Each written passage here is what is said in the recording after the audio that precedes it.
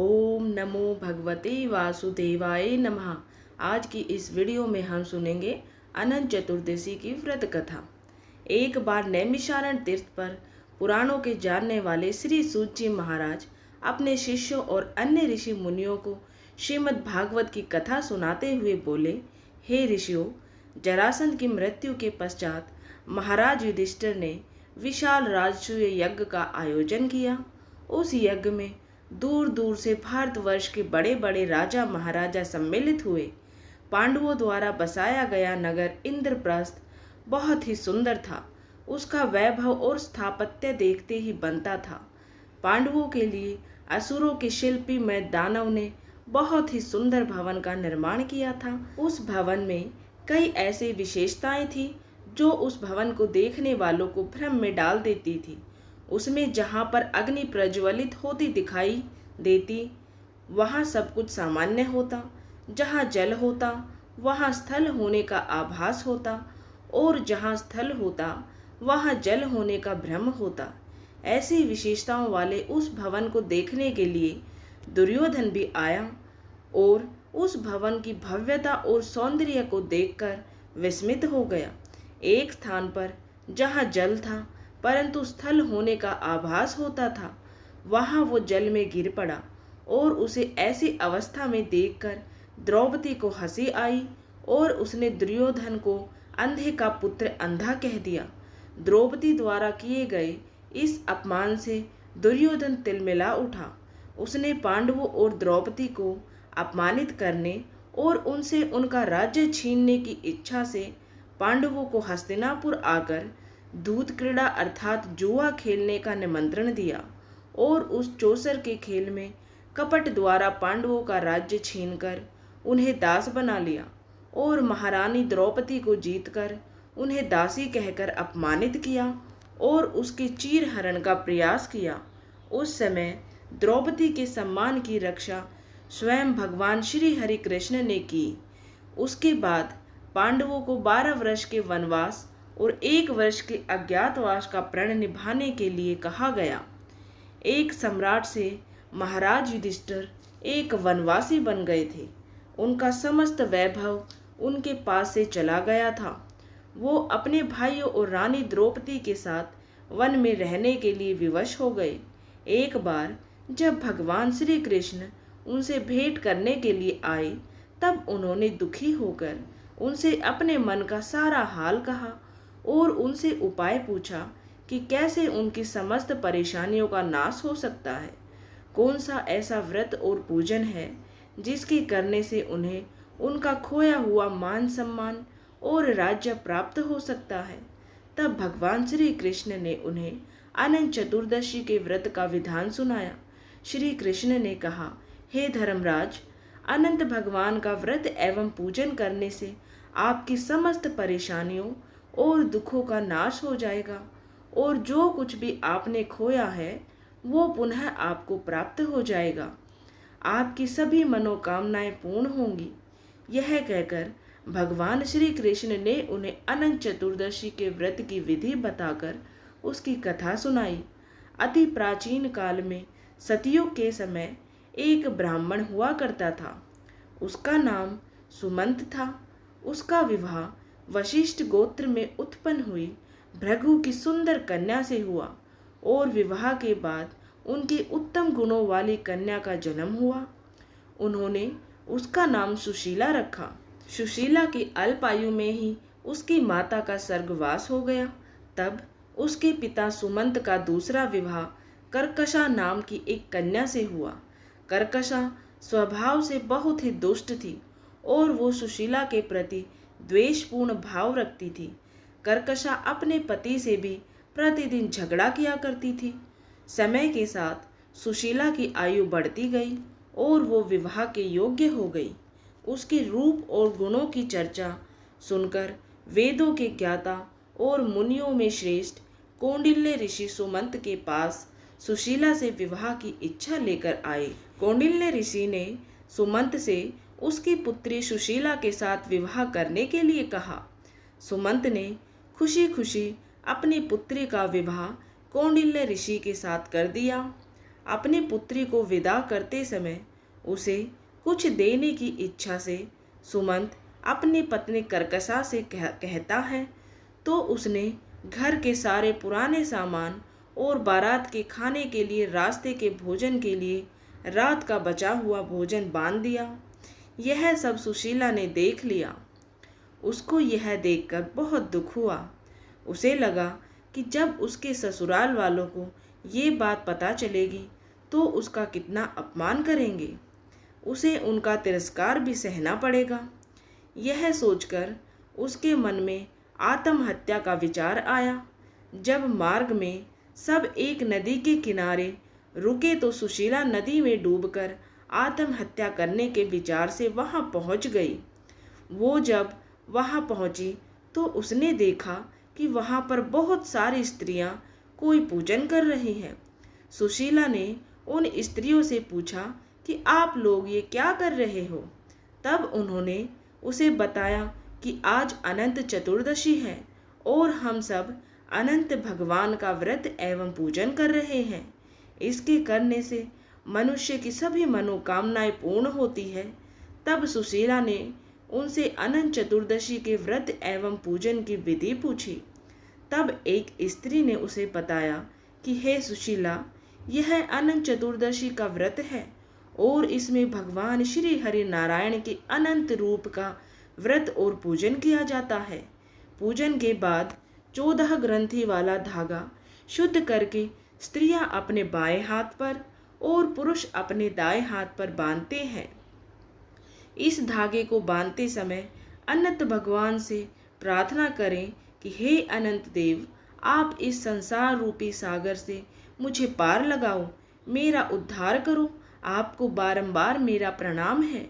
फिर सूत्र को अपने हाथ में बांधे और अनंत भगवान का ध्यान करें।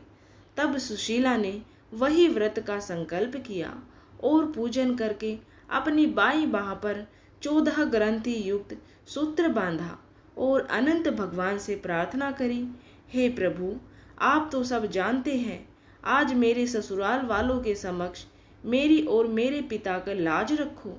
मैं आपसे यही मांगती हूँ। यह ध्यान करके जब सुशीला वापस उस स्थान पर पहुंची तो उसके पति ने उससे पूछा कि वो कहाँ गई थी। तो उसने कहा कि आज अनंत चतुर्दशी है और मैं नदी के किनारे अनंत भगवान का पूजन करने गई थी। इधर उसके बारात के सब लोग आनंद से भोजन कर रहे थे। वहाँ भोजन में तरह तरह के पकवान थे। सबने सुशीला के परिवार की बड़ी प्रशंसा की। तब सुशीला ने अनंत भगवान का आभार प्रकट किया और अपना व्रत पूर्ण किया। जब वो अपने ससुराल पहुंची तो उसे अनंत चतुर्दशी के व्रत का महात्म्य पता चला। उस व्रत के प्रभाव से उसके परिवार में सुख समृद्धि बढ़ने लगी और धन धान्य से उसका घर परिपूर्ण हो गया।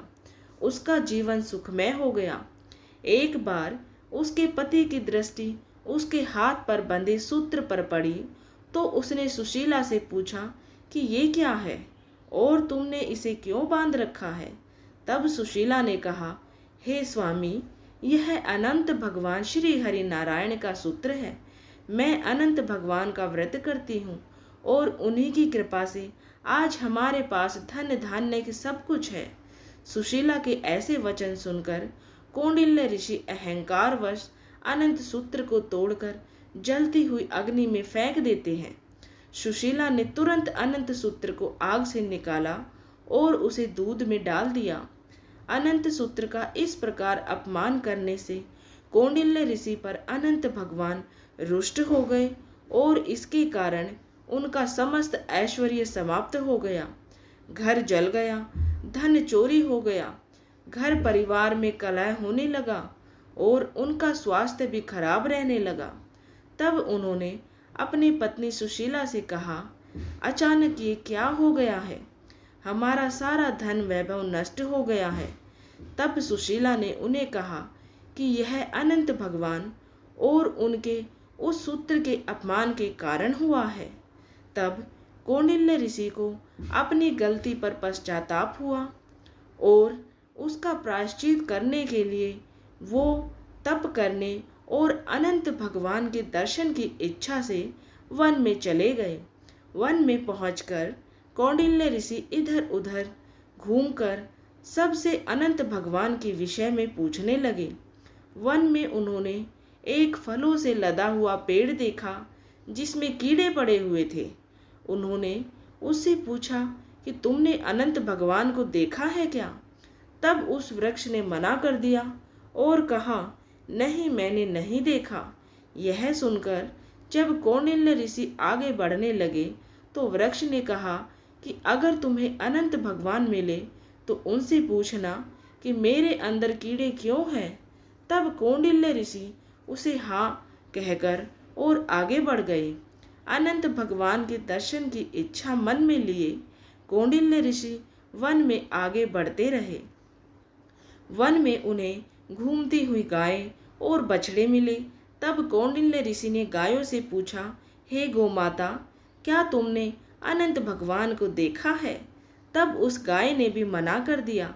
आगे कौंडिल्य ऋषि को एक बैल मिला, उससे भी उन्होंने वही प्रसन्न किया तो उस बैल ने भी मना कर दिया।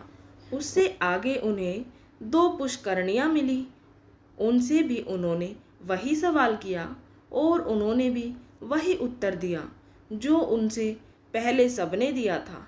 इस प्रकार कौंडिल्य ऋषि वन में आगे बढ़ते रहे और उन्हें जो भी मिलता उससे वो यही प्रश्न पूछते कि क्या आपने अनंत भगवान को देखा है? परंतु किसी से भी संतोषजनक उत्तर ना पाकर वो बहुत दुखी हुए और उन्होंने अपने प्राण त्यागने का निश्चय कर लिया। जब उन्होंने आत्महत्या का प्रयास किया तभी अनंत भगवान एक ब्राह्मण के रूप में प्रकट हो गए और कौंडिल्य ऋषि को लेकर एक गुफा के अंदर ले गए। उस गुफा के अंदर कौंडिल्य ऋषि को बहुत सुंदर लोक दिखा। वहाँ पर चारों ओर एक दिव्य प्रकाश फैला हुआ था। वहाँ पर सभी लोग प्रसन्न थे। वहीं पर उन्हें अनंत भगवान के विश्व रूप के दर्शन हुए। एक दिव्य सिंहासन पर अनंत भगवान शंख, चक्र, गदा, पद्म लिए गरुड़ के साथ विराजमान थे। भगवान के विराट रूप को देखकर कौंडिल्य ऋषि ने उनकी स्तुति करी और अपनी गलतियों के लिए उनसे क्षमा मांगी। कौंडिल्य ऋषि के भक्ति युक्त वचन सुनकर अनंत भगवान ने उनसे कहा, हे कौंडिल्य, तुम किस इच्छा से मुझे खोज रहे थे? तुम भय मुक्त होकर मुझसे अपने मन की बात कहो। तब कौंडिल्य ऋषि ने कहा, हे प्रभु, मैंने अज्ञान और अहंकार के कारण आपका अपमान किया और आपके अनंत सूत्र को अग्नि में फेंक दिया, जिसके कारण मेरी सारी संपत्ति नष्ट हो गई। मेरे परिवार में अशांति हो गई। मेरी मान प्रतिष्ठा सब धूमिल हो गई। मैं अपनी गलती की क्षमा प्रार्थना लेकर आपके दर्शनार्थ यहाँ आया हूँ। आपके दिव्य स्वरूप के दर्शन पाकर मेरा जीवन धन्य हो गया। हे प्रभु, मैं आपसे अपने अपराध के लिए क्षमा मांगता हूँ और मेरे जीवन में सब कुछ पहले जैसा कैसे होगा, इसका उपाय भी कृपा करके बताइए। तब अनंत भगवान को उस पर दया आ गई और उन्होंने कहा, हे कौंडिल्य, तुम अपने घर जाकर 14 वर्षों तक अनंत चतुर्दशी का व्रत एवं पूजन पूरी श्रद्धा और भक्ति के साथ करो। अपने दाएं हाथ में 14 ग्रंथि युक्त अनंत सूत्र बांधो। ऐसा करने से तुम्हारे सभी कष्टों का नाश हो जाएगा। तुम्हारी सभी मनोकामनाएं पूर्ण होंगी। जीवन के सभी दुख भोगकर तुम अंतिम समय में सद्गति को प्राप्त होगे। भगवान के ऐसे वचन सुनकर कौंडिल्य ऋषि को संतोष हुआ। तब उन्होंने अनंत भगवान से मार्ग में मिले वृक्ष द्वारा पूछे गए प्रश्न के विषय में पूछा। तब अनंत भगवान ने उसे बताया कि वो वृक्ष पूर्व जन्म में एक विद्वान ब्राह्मण था, परंतु उसने विद्यार्थियों को शिक्षा ना देकर जो पाप अर्जित किया था, उसी का परिणाम है कि उस फलदार वृक्ष पर फल तो आते हैं, पर कीड़ों के कारण कोई उनका उपभोग नहीं करता। कौंडिल्य ऋषि के मन में वन में मिले अन्य जीवों के विषय में जानने की इच्छा हुई। उन्होंने अनंत भगवान से उनके विषय में पूछा तो उन्होंने बताया कि वो दोनों पुष्करणी पूर्व जन्म में बहनें थीं। उन्होंने तब कोई पुण्य कर्म नहीं किया, ना ही किसी याचक को भिक्षा दी, ना ही कोई धर्म का कार्य किया। इसलिए परस्पर लहरें उनसे आकर टकराती हैं, परंतु जल वहाँ नहीं रुकता।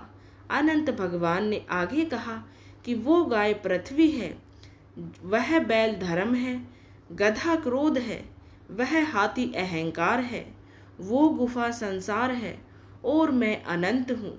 फिर कौंडिल्य ऋषि ने अपने घर आकर अपनी स्त्री के साथ 14 वर्ष तक अनंत चतुर्दशी के व्रत का पालन किया और अनंत भगवान की कृपा से जीवन के समस्त सुख भोगकर अंत में स्वर्ग को चला गया। फिर भगवान श्री कृष्ण ने धर्मराज युधिष्ठिर से कहा कि आप भी इस व्रत को करो। जैसे कौंडिल्य ऋषि और सुशीला की सभी मनोकामनाएं अनंत भगवान ने पूर्ण करी थी, उसी प्रकार तुम्हारी भी सभी मनोकामनाएं पूर्ण होगी। जो कुछ भी आपने खोया है वो सब आपको पुनः प्राप्त होगा। भगवान श्री कृष्ण ने कहा, हे धर्मराज युधिष्ठिर, अनंत चतुर्दशी का जो व्रत मैंने तुम्हें बताया है, उस व्रत को करने से मनुष्य अपने सभी पापों से मुक्त होकर स्वर्ग लोक को जाता है। भगवान श्री कृष्ण के कहे अनुसार धर्मराज युधिष्ठिर ने भी अनंत भगवान का व्रत और पूजन किया। व्रत के प्रभाव से उनके सभी मनोरथ सिद्ध हुए और महाभारत के युद्ध में जीतकर उन्हें उनका राज्य और यश पुनः प्राप्त हुआ और मरणोपरांत पांडवों को स्वर्ग प्राप्त हुआ। तो इस प्रकार से अनंत चतुर्दशी की व्रता संपूर्ण हुई। बोलिए श्री हरि नारायण भगवान की जय। अनंत भगवान का आशीर्वाद और कृपा सब पे बनी रहे। कमेंट में जय श्री हरि नारायण भगवान जरूर लिखें।